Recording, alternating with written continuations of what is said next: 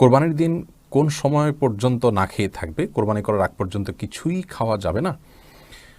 ভাই ফায়েজ আহমদ, কোরবানির দিন দিনের প্রথম খাবার কোরবানির গোশত হওয়া এটি মুস্তাহাব।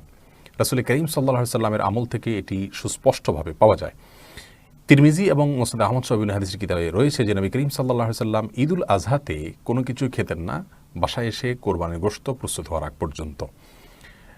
বিভিন্ন সালাফ থেকে উক্তি পাওয়া যায় যে কোরবানির গোশতটা এটি মূলত তো আমরা আল্লাহকে দান করে দিয়েছি, আল্লাহর উদ্দেশ্যে পশু জবাই করেছি, তারপর আল্লাহ তাআলা সেটা আমাদেরকে খেতে দিয়েছেন। কেমন যেন আল্লাহর পক্ষ থেকে এটি মেহমানদারি।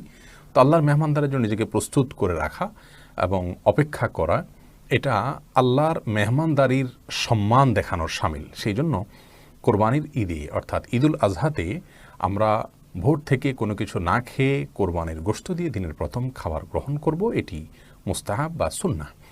কিন্তু এটি